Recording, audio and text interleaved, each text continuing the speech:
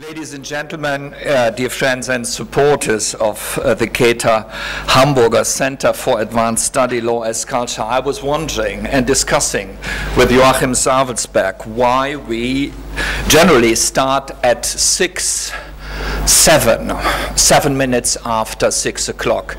And he explained to me, and in general it's really exactly at this point, that this is the way to make a compromise between sine tempore and cum tempore. So that's a very easy explanation, but it would be also a symbol for how conflicts may be resolved. And conflict resolution is one of the topics you are dealing with and you're working about. I'm very happy that we have the occasion to listen to Joachim Savelsberg this evening. He is an outstanding scholar with a very clear disciplinary background, also a disciplined background, not only a disciplinary background in sociology. And please allow me, though it is always doing wrong to a person when reducing him or her to some biographical elements. But let me, however, try to do this. Joachim Savelsberg is professor at the Department of Sociology at the University of Minnesota since 1989. So Minnesota, I don't know who ever attended Minnesota in the United States of America, some of you maybe. It is a wonderful academic landscape where, for example, the former secretary of the UN, General Secretary Kofi Annan was at worked and attended Macalester College and other institutions. So it is really a very interesting place, and it will be in May, next May 2014, the location where the Law and Society Association will meet for its annual meeting. He has held guest professorships at Ludwig-Maximilians University, also Ludwig-Maximilians Universität, das hört sich wirklich sehr komisch an, in München im Jahr 2000, Universität von Graz, Humboldt-Universität in Berlin, zahlreiche Fellowships, inter alia at the Institute for Advanced Studies at the University of Minnesota and at Rockefeller Foundation Bellagio Center, another beautiful place where we should go one day together. It's almost as good as promised. Yeah, almost, thank you. That's really a great compliment. Since 2008, he's elected Fellow of the American Society of Criminology. Moreover, Professor Savelsberg has received various grants and awards. What is really impressive, I must say, and when I saw the whole list, I said, oh, I always knew we should invite him to the center, but it is really so much justified to have him with us. This is the book award by the Society for the Study of Social Problems for the book American Memories, Atrocities and the Law. This may pass during our later discussion in this small circle, if you allow. The book American Memories, Atrocities and the Law, as I said, the Best Article Award by the American Sociological Association Section on Culture 2007, Outstanding Article Award by the Law and Society Association, and so forth. It is a really amazing and very impressive list of recognition. And let me say one word, because you understood that the name Savelsberg sounds a little bit German-like, and there are really some German roots in your biography, if I remember well. Having studied at the University of Cologne, before at the University of Trier, where you did your bachelor and then your doctoral dissertation. Cologne was in '75 the moment when we met first academically at Cologne, '75. So that's more than, or nearly 40 years ago. Yes. And you were an assistant of Münch. Of Richard Münch. Yes. That's true. And I was in the Institute of Neidhardt. Of Neidhardt, right? Yes, you remember well. But the story is even longer, and I will tell you later on. Then what is really fascinating, that though we have not been too much in contact and exchange, the way to get access to social problems, to sociology, to social facts, to social ontological questions, indeed, of crime and punishment, of the way to think about memory and what memory is, what atrocities are, went in some parallel way. Where the only image I have in mind what could explain this parallelism might be to do skiing, where you have to try to do this in a parallel way, because the story is even longer, because we did skiing together more than 55 years ago. You see, so it's a rather long story, and where for longer times we didn't know anything about the other, and then we saw, yes, you became really a sociologist, a rather serious sociologist, and he said the same to me, and even about similar topics. No explanation for that, but now we go into the real stuff. And the real stuff is, for this evening, the problem of global human rights law and national cultures. So this, the first element of the title, opens up a tension in between universalizing law on the one side and the particularities of national cultures. How does it go together that we think in terms of universal laws and rights as the human rights claim to be on the one side, and on the other side we know that we have cultural backgrounds, that the justifications for the law and for humanities law, as Ruti Title calls it, are not always in the world the same one. We have cultural settings, cultural differences, and so forth. How does it go together? And then the second part, the subtitle, representing, remembering, and controlling mass atrocities. So how can societies react to mass atrocities? We have in Germany not only the horrible experience of having committed and having been testimonies of mass atrocities in the 20th century, but also that there were reactions to mass atrocities, starting with the remembrances that the Nuremberg trials brought into the discussion and into the scene, and in a certain way became models. Models what later on in the ICC, for example, became a way to treat those questions.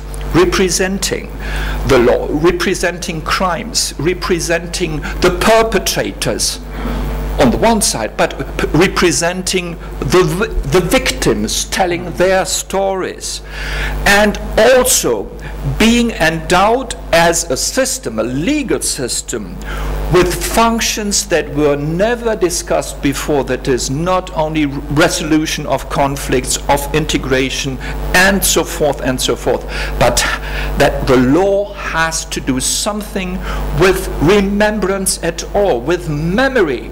This is a new way to get access to the functions of the law. And this was one of the strongest elements in your work during the last years.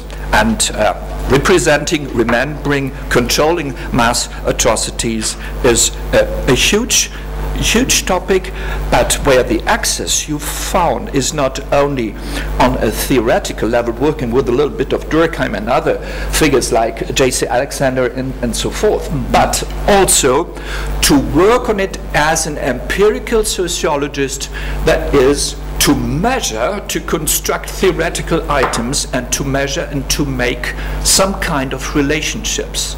And this is with certain intentions also to think and talk about causalities. And this is something really fascinating, to bring those two sides of theory and empirical questions together, which has become very seldom in our discipline, but which from the classics on has been the great aim of the sociological undertaking. And so I'm very pleased to have you here as our guest at the center, and I'm very eager to listen to your talk, dear Joachim. Thank you so much to be with us.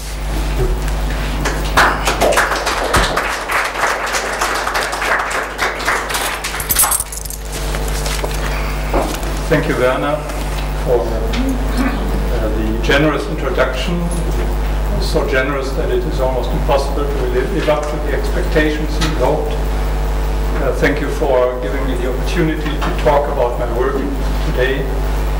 And thank you most particularly about the opportunity to spend this year in a wonderful circle of other fellows and with you and Raja, and to think together about the issues we are all interested in. Before I get to my topic proper, let me say a couple of words just on 2 slides, and I put together a little slideshow about how I arrived at the specific question that I'm addressing here. I became interested in the early 2000s in issues of human rights. I had not worked on those before, and I think this is not an accident, but maybe a historical necessity. 2002 is the year in which the International Criminal Court was created, the first permanent criminal court to prosecute and process war crimes, crimes against humanity, and genocide. I was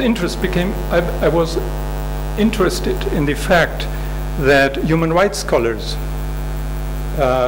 in law and in political science who started talking about human rights crimes tended to know, with some exceptions of course, rather little about criminology, a discipline, a field that had spent a century in thinking about the conditions of crime and the conditions of society's responses to crime. So I wrote a little book called Crime and Human Rights, Criminology of Genocide and Atrocities. It's a teaching-oriented book in which I try to link together human rights literature and criminological literature. I mention here the name Minow, Martha Minow, a legal scholar at Harvard University, made a remarkable statement at some point that might surprise us at first glance. She said that what distinguishes the 20th century from previous century are not the massive atrocities that were committed, because unfortunately many other centuries can compete with the 20th century in this respect. But what distinguishes the 20th century is the first century in which humankind has begun to think about responses, control responses to these types of atrocities. I took a second step with a book that Werner referred to a moment ago, in which I built on my previous work that was concerned with the impact of institutions on the generation of knowledge and ideas. And so I became interested in the effect of judicial interventions on the collective memory and the collective representations of grave human rights violations. This is a book co-authored with a former doctoral advisee, Ryan King, called American Memories, Atrocities, and the Law. And from there, I then moved on to the current project, in which I ask how global judicial interventions affect representations. And when I say representations, I really mean 3 things, at least the way I operationalize it. The first one is simply acknowledgement, taking note of atrocities that are being committed in other parts of the world. The second is framing. What frame do we use in order to interpret those episodes of massive violence? Do we talk about them as criminal violence? Do we talk about them as civil war? Do we talk about them as humanitarian emergencies? Those don't necessarily exclude each other, but they are distinct frames that can be applied. thirdly, I mean by representations bridging. By bridging, I mean that we use past events in order to shed light on contemporary events. And I will give you some illustrations for that in a moment. Now, I'm interested in the effect of global judicial institutions on, if you want, the collective conscience, the way people take note of and think about these types of violence. But I'm also interested in disruptions, in mediations of this process. I'm mindful that there are competing fields, competing institutions that are not in sync with the criminal justice system. In my work, in the current project, that's particularly the field of humanitarian aid and the field of diplomacy that very often follow a rationale that is quite distinct from that of criminal justice. I'm also mindful, and Werner spoke to this already, that messages are processed by nation-level institutions. So how do Germans receive the messages sent by the International Criminal Court? How do Lebanese perceive these messages? How do they interpret them? Are there national filters built in? Are there nation-specific cultural sensitivities, nation-specific institutions that process these messages and that create a different kind of receptivity in one country than in another country? And this is indeed the project that I am trying to turn into a book during my time at the Käte Hamburger Institute Law as Culture. The next slide is a roadmap for the remainder of my talk. I will very briefly speak to the conflict, the violent, mass violence that unfolded in the Darfur region of Sudan, which is the case study that I pursued in my project. Secondly, I will speak about methods and data that I've collected and worked with. And then the two larger parts of my presentation, and this is number 3, central concepts and reference points in the literature, and finally, some empirical insights. Darfur, a long story that is not easy to put into a nutshell. And when I do so, I run the risk of oversimplifying, and I have to live with that. Darfur is a region in Western Sudan. You see it on this map. It's about 1.5 times as large as Germany is. Before the beginning of the atrocities, the population was about 6 million people, so you see it is not very densely populated. And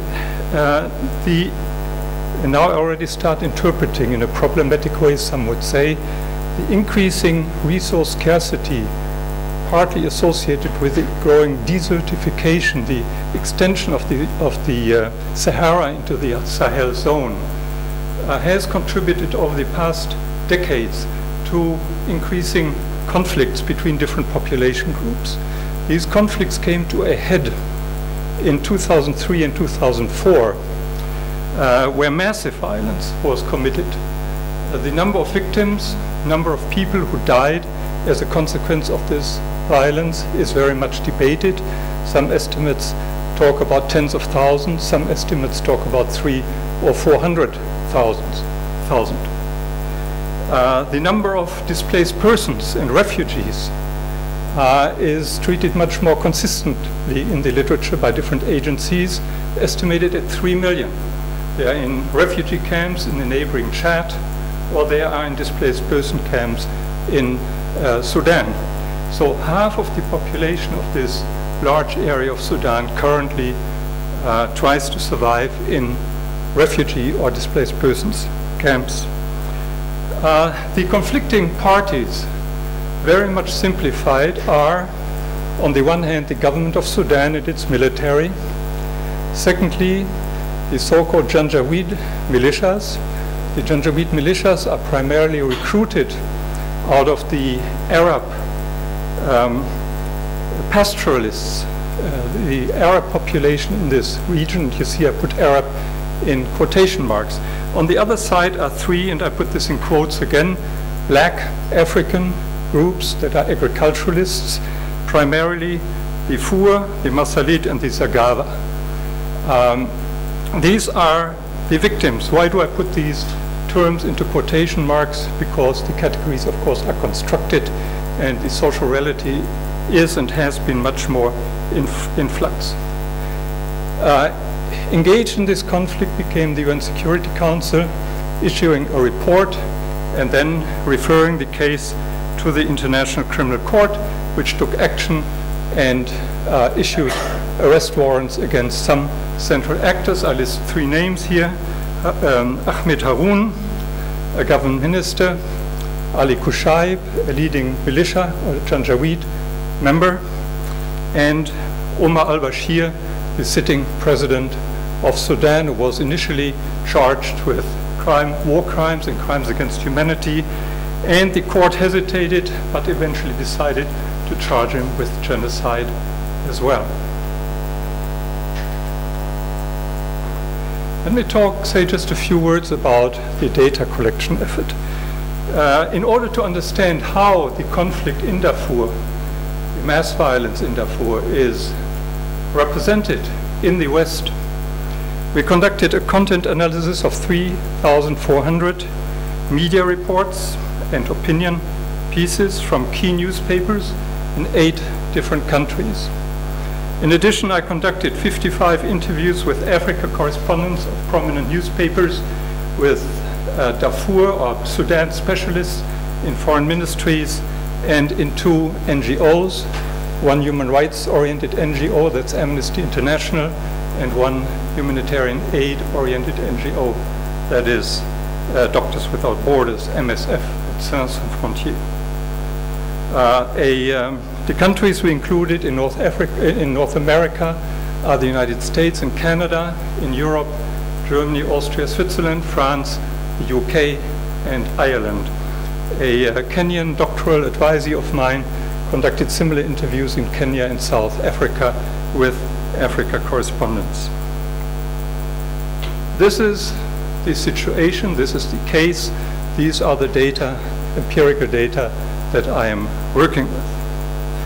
Let me now talk about 5 different reference points in the literature that guide my work on the topic we are dealing with.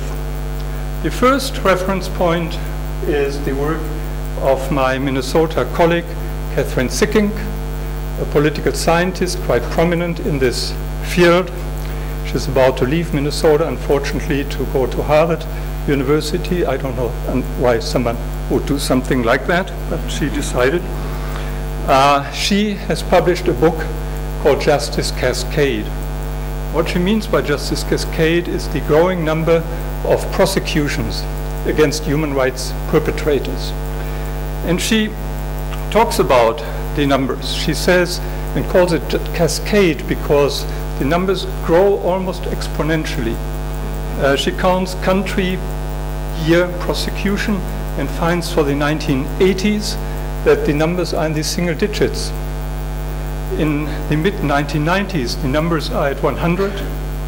In the middle of the first decade of the 21st century, the numbers are at 300, and by 2009 they are at 450 prosecutions per year per country. So a massive increase in prosecutions. Now, the book Justice Cascade deals with a description of the phenomenon, but also with an explanation that I don't want to go into now. It deals thirdly, and that's what is of interest to me, with the consequences of the Justice Cascade. And Catherine Sikkink, who really, in addition to being a great academic, also is an activist, belongs to the great optimists in this field. She thinks and tries to prove with her massive transitional justice data set that transitional justice proceedings have a positive impact on later human rights and democracy records in the countries that use transitional justice. She identifies with her data a positive statistical relationship between trials, and especially trials in combination with truth commissions on the one hand and better human rights democracy records on the other hand. There are 2 points of critique in her work, and we debate sometimes, despite our friendship. The first critique is that it is not at all clear that what she identifies is more than a correlation. It might well be that it may well not be a causal relationship. There may be third factors that we could talk about that cause the creation of transitional justice and a better human rights record later. The second, even if we assume that there is an element of causal relationship between transitional justice and improved records, the question is, what are the causal mechanisms leading from one to the other?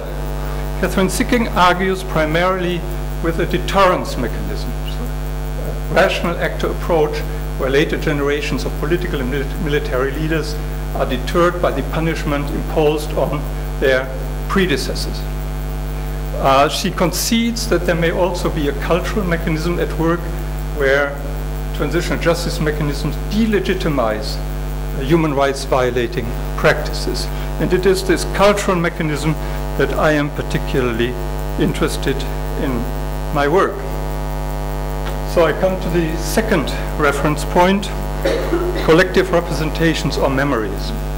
This is a term that appeared in my discussion of Sikkink as a potential causal mechanism leading from transitional justice to better human rights outcomes.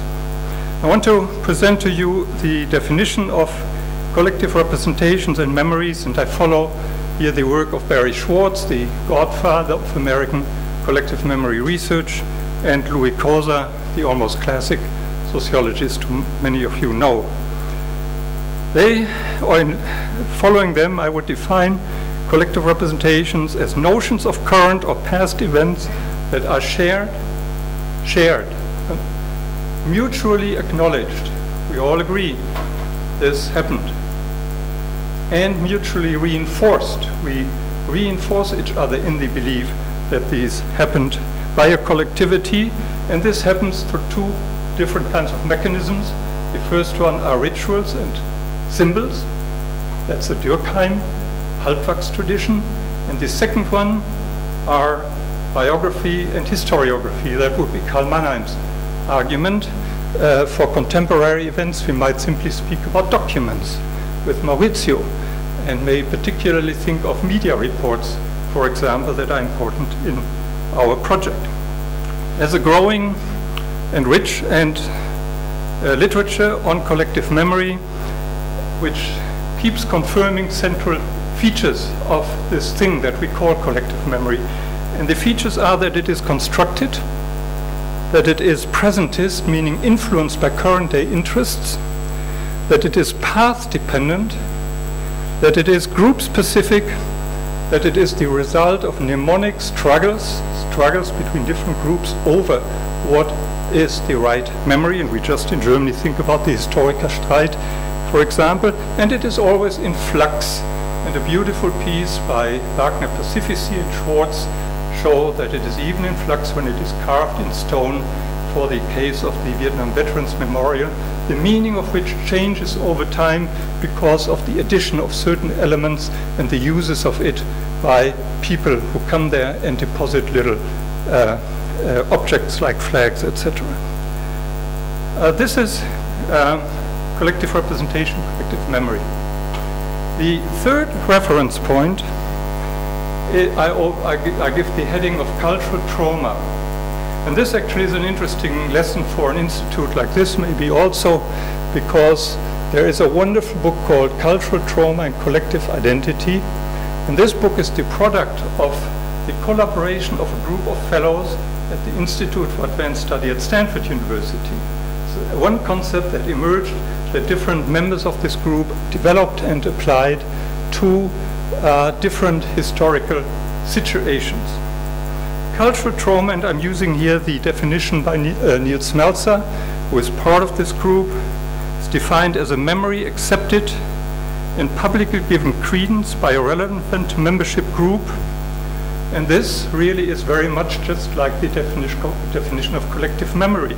But now it becomes more specific and evoking an event or situation that is A, laden with negative affect, B, represented as indelible, and C, regarded as threatening a society's existence or violating one or more of its cultural presuppositions. This is cultural trauma. It's very different from the psychoanalytic understanding of trauma. It is something that is culturally constructed, like collective memory. It is really just a particular kind of collective memory. The fourth reference point speaks to the linkage between judicial proceedings or trials and collective memories or cultural trauma. And the linkage is typically created by Durkheimian work. Durkheim himself would think about rituals. I always think of the very operational definition by Randall Collins, who talks about group events where there is a common focus, where the emotions are collective effervescence, where the members of the group are mutually aware of the emotions of other members of the group, and where the outcome is a collective understanding of something sacred, of truth, of justice, a distinction between right and wrong, and a determination to call something crimes against humanity, for example. Jeffrey Alexander has written about the Nuremberg Tribunal as a first step towards symbolic extension of the Holocaust and identification with the victims, and says it was through this process in which the Nuremberg Tribunal played a central role that the Holocaust became a cultural trauma, a collective trauma. Philip Smith, one of his students, now also on the faculty at Yale University, writes in a beautiful book about punishment and culture that criminal punishment is a didactic exercise, a speech act in which society talks to itself about its moral identity. So we see that punishment has a cultural function in this interpretation. Mark O'Seal, a colleague who wrote a beautiful book about mass atrocities and collective memory, that was published in the 1990s, is much cited. He's a legal scholar, almost my neighbor, at the University of Iowa. Comes up with a, if you want, Habermasian alternative to the Durkheimian argument. He talks about discursive solidarity that emerges in trials as arenas in which dissenting actors can tell their stories and have to listen to each other. It's a communicative situation that is regulated and forces people to listen to each other. It creates a kind of communication that creates solidarity, discursive solidarity in his terms. Now I add, and this is a little bit odd after this list of scholars, the word practitioners. But I will add this here because when President Roosevelt agreed to holding a trial in Nuremberg after the end of World War II, which he himself, of course, did not experience anymore, he and then later Justice Jackson, the American chief prosecutor, argued that we need to document what occurred, the incredible things that were committed, with witnesses, under oath, and all the written documents so that posterity can never doubt the incredible things that were done. They wrote a history writing, they wrote a collective memory generating function into the criminal law. This was revolutionary. It was maybe reserved to these types of trials, but it very much resonates with the theoretical literature that I just spoke about.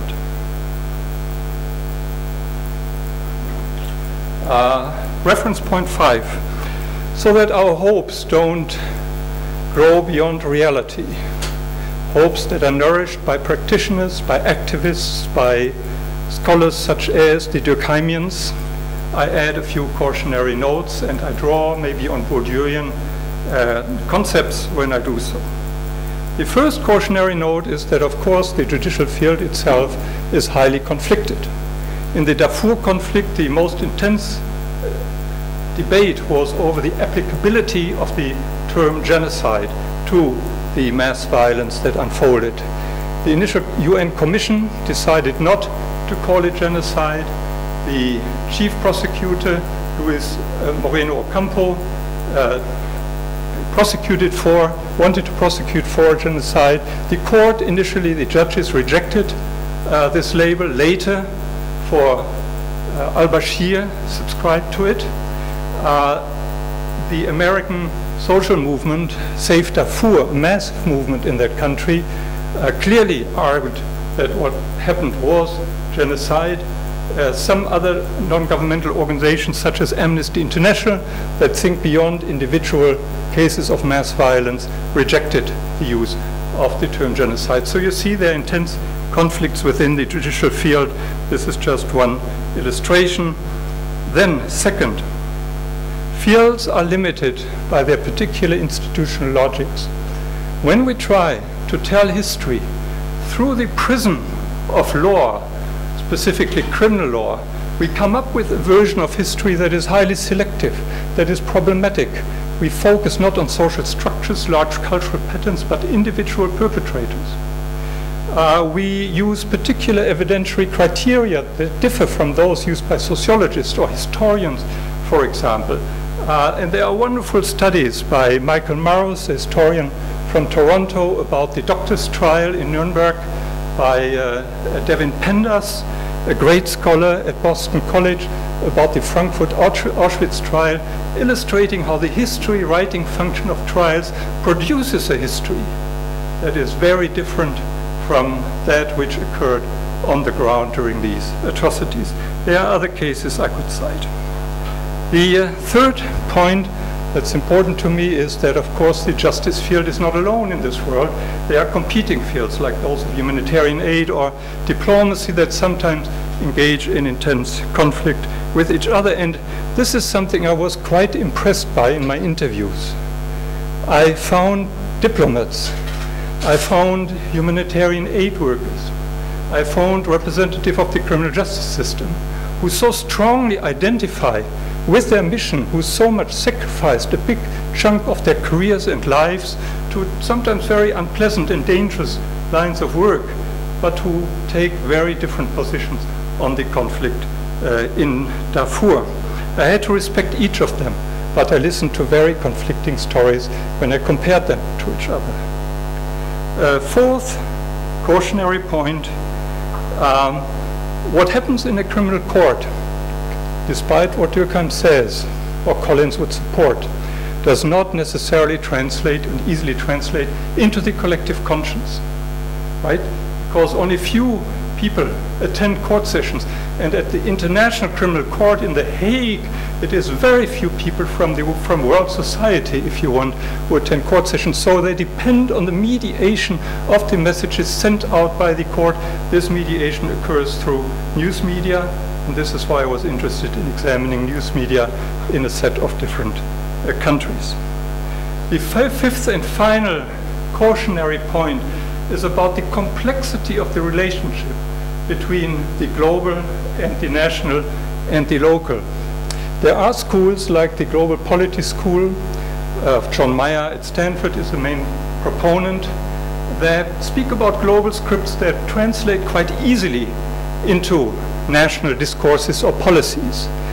There is a theory of cosmopolitanism, and Daniel Levy and Nathan Snyder have written about this, where we incorporate global and international and foreign events into our national thinking.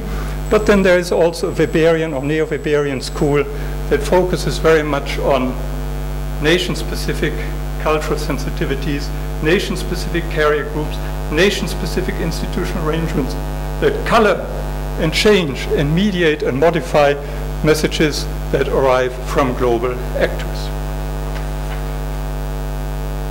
These were the 5 reference points. You see 4 that are quite much supporting the idea that trials, judicial interventions are a healthy and helpful means in the fight for human rights.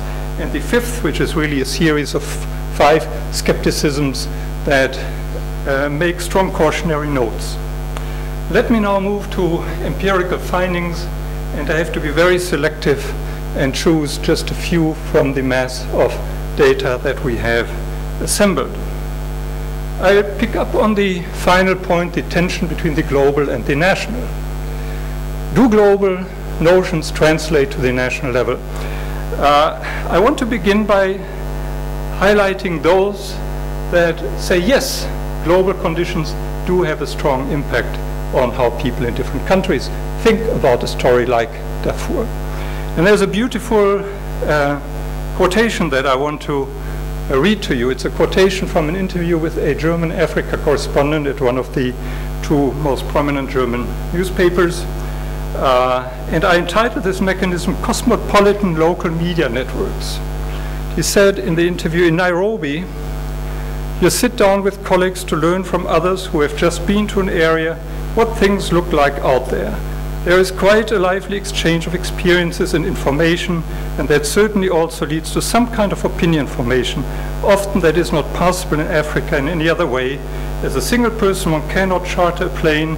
The trip to Northeast Congo included journalists from the US, UK, Switzerland, and Germany.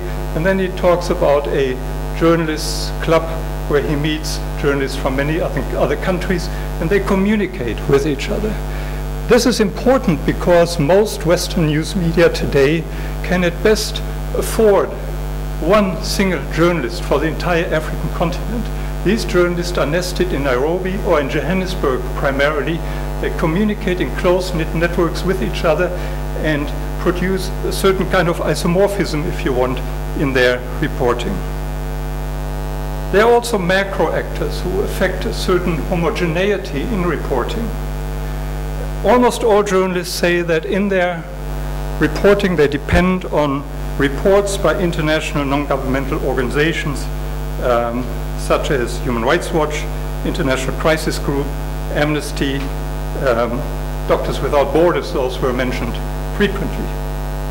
They all mention powerful news media who can afford to have many actors or many journalists on the ground, and the ones most frequently mentioned are BBC, CNN, and the New York Times. And they refer to reports and interventions by international organizations such as the United Nations and also the International Criminal Court. They say those reports, statements, press releases, etc., inform them when they write about a particular conflict, and in most cases cannot afford being on all sites about which they write their reports. I want to show you one graph that looks very simple and puny from your perspective, but that is the result of a massive data collection effort. Many graphs are the result, but this is one of them, and I think it's particularly telling. What you have here are a number of graphs, each for one of my 8 countries. And these graphs show the percentage of articles that are cast in the crime frame as opposed to civil war humanitarian emergency frame when they report about Darfur. What you see here is that number one, 2 things I would like you to take out of this. The first one is that media in all countries respond to intervention in the same way. You see, there are certain peaks in framing the conflict as a form of criminal violence, and these peaks occur particularly when the UN Commission issues its report and declares that criminal violence had occurred. And the second peak is the application for arrest, the first application for an arrest warrant. That's against Kushaib and Harun. And the third and fourth peaks are at the application for an arrest warrant for al-Bashir and then the issuing of the arrest warrant for al-Bashir. These are the moments where the news media uniformly in all countries begin to more substantially report about the violence as a form of criminal violence. You can see a second thing from this graph. The second thing is that the lines are at different levels for each country. There are countries that are more inclined to use the crime frame, and there are countries that are less inclined to use the crime frame. Trying to figure this out from this graph is very difficult, and what I want to do instead, it's also more lively, is to tell you 3 case studies for 3 of these graphs. 3 countries that tell us interesting stories. The first is the United States. They have some very, very simple numbers here. These are articles, these are opinion pieces. These are the percentages for the United States. This is the mean for all countries. This is the use of the crime frame. This is the use of the genocide label. We see, if you look closely at this, that in news articles, American journalists are more likely to use the crime frame and to apply the genocide label than journalists in the average of other countries. When you look at the at genocide, you will see that, excuse me, when you look at opinion pieces, you see that American journalists and opinion pieces are always more expressive, more effectual than news reports, are way more inclined to use the crime label and to diagnose genocide, to talk about genocide. See, in genocide, the average for all news media is 34%. In American news media, 62% of all editorials, opinion pieces, op-ed pieces refer to the violence as genocidal violence. This is extraordinary. America stands out. And I want to go one step further and look at the bridging techniques of American journalists, and one of them sticks out. This is Nicholas Kristof. Nicholas Kristof is an op-ed writer for the New York Times. He himself is of Armenian background, and we all know that Armenians were the victims of a horrific genocide committed in 1915. Kristof writes as follows, and I want to read these two quotations. This is bridging from the Holocaust to Darfur. The title is Sudan's Final Solution. Sudan's Final Solution. An account of atrocities committed in Darfur concludes, quote, the Sudanese authorities, much like the Turks in 1915 and the Nazis in the 1930s, apparently calculated that genocide offered considerable domestic benefits, like the long-term stability to be achieved by a final solution of conflicts between Arabs and non-Arabs, and that the world would not really care very much. It looks as if the Sudanese bet correctly. This is very strong words. A second quotation is similarly impressive. It's entitled, the op-ed piece, Africa's Brutal Lebensraum. The quotation goes as follows, as in Rwanda, and even during the Holocaust, racist ideologies sometimes disguise greed, insecurity, and other pathologies.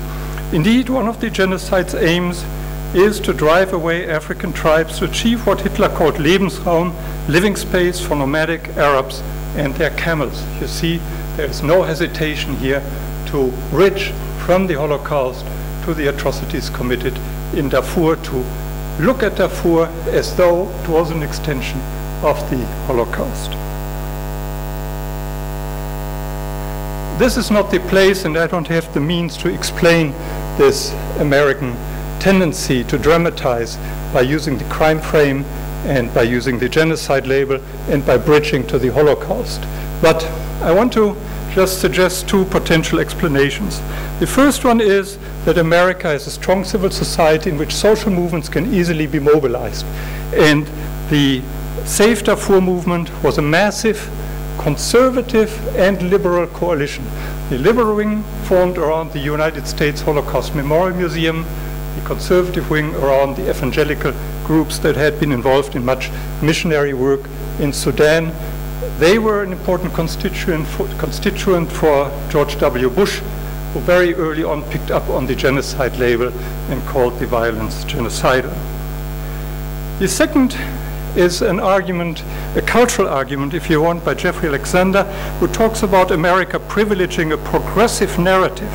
In fact, and this is something we argue in American Memories, a narrative that appreciates a view of the United States as a liberator from absolute evil. So you have this combination of a highly mobilized movement on the one hand and this particular cultural feature. And I think both in combination help us explain the American tendency that I described with very simple numbers and quotations a moment ago. Second brief case study, German reluctances regarding genocide. I want to guide you here through these numbers necessarily, but I want to say in a summarizing way that German media reports are not hesitant to apply the crime frame. In fact, they do so slightly more frequently than the average country. But, and this astonished me in this research, was totally against my expectations, they are very hesitant in applying the term genocide. Very hesitant in applying the term genocide. They also use bridging metaphors much more cautiously. In fact, sometimes they pose bridging challenges. I have a quotation here from the Süddeutsche Zeitung entitled Die Rangliste des Grauens, Alex Rühe, who reviews 2 books and quotes from Stockhammer. Compared to the German death camps during the Holocaust, the daily killing rate in Rwanda was 5 times higher. At that rate, Hitler would have completed the Holocaust in less than 9 months, not 6 years. And then Stockhammer continues, the central paradox of such sentences is that here something is compared with that which is synonymous with the uncomparable. You see, there is a challenge. We cannot draw a link between the Holocaust and the violence in Darfur, no matter how horrific this violence was. It must be 8 o'clock. This is a warning to the speaker. Thank you very much. I'll speak for another 1 hour. Thank you. Why this German reluctance to Holocaust bridging? Why the German reluctance to using the term genocide? Again, I don't have a full explanation, but I want to alert you to 2 cultural sensitivities I encountered in my interviews. The first one came from an interview with an Africa correspondent. I asked him that the fact that he is German, with Germany's history, has any bearing on the way in which he reports about events like Darfur. Is there a particular responsibility that you as a German journalist bear? His answer was, no. He was younger than me. Had he been my age, he might have said yes. He said no. Then he thought and said, if there is a consequence of my being German, it's the following. When I subsume the Holocaust under the label of genocide,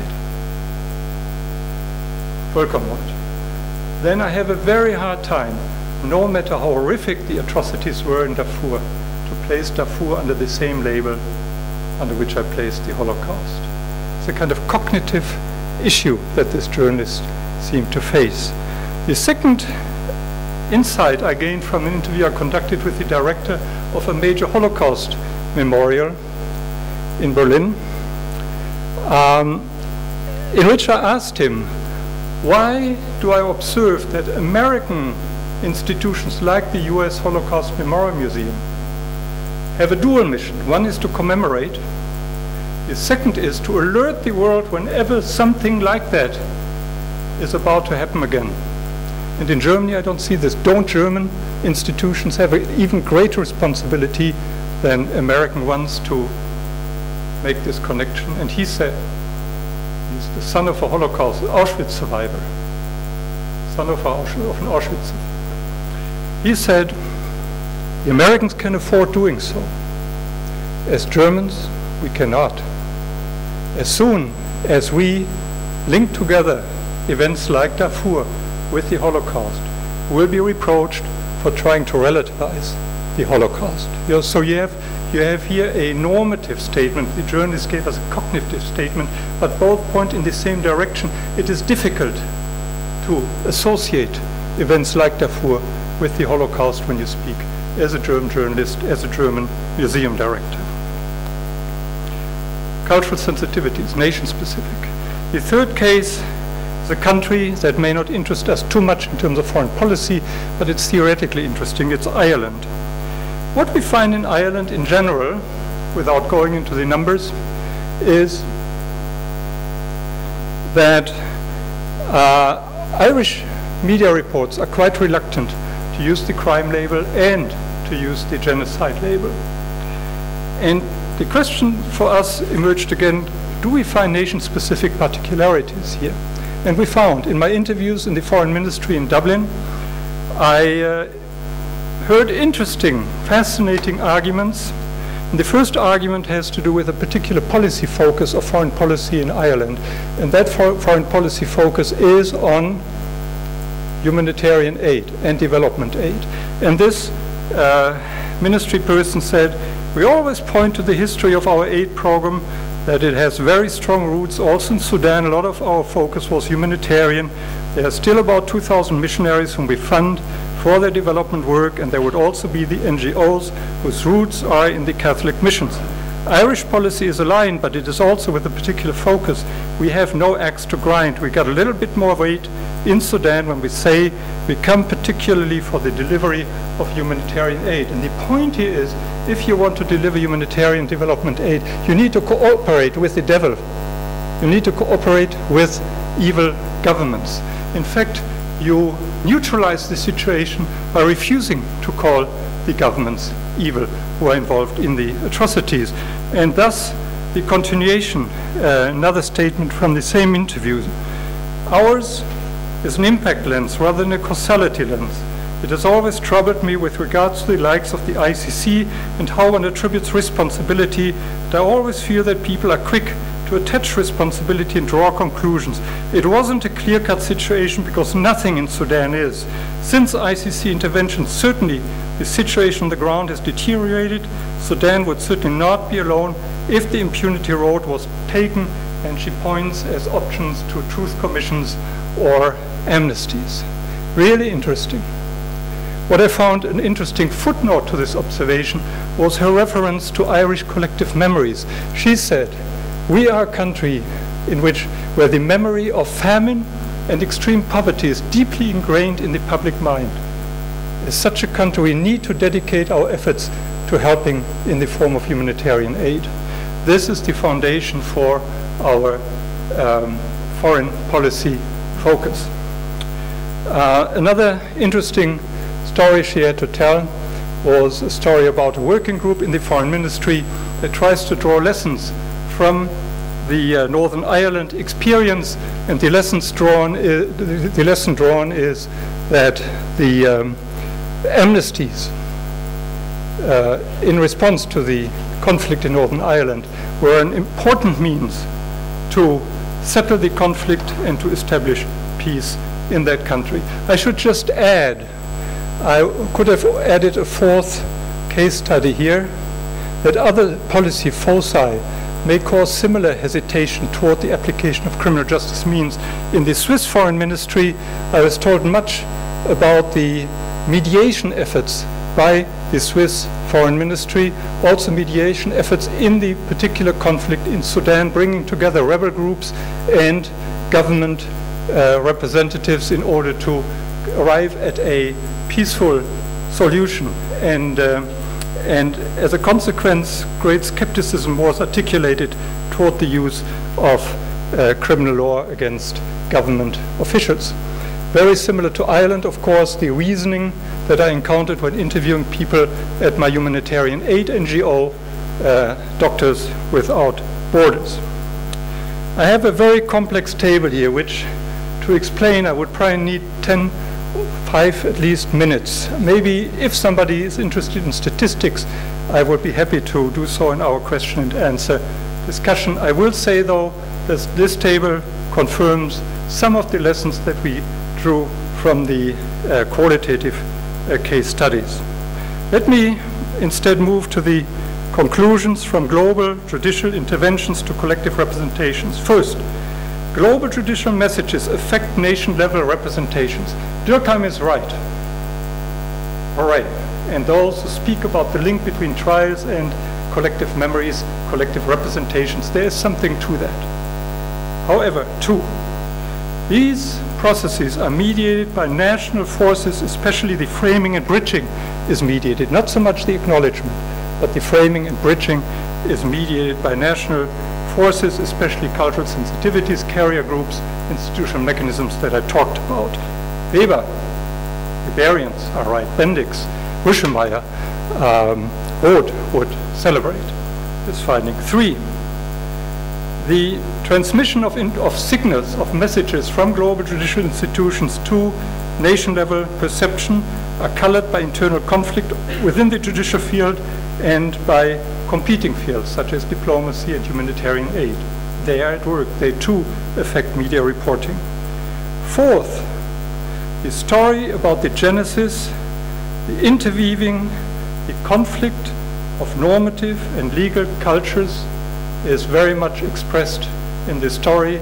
And this way we go beyond Durkheim and beyond Weber and beyond Bourdieu to arrive at Werner Gebhardt and the Käte Hamburger Kollegs, Recht als Kultur, which I thank so very much for being here.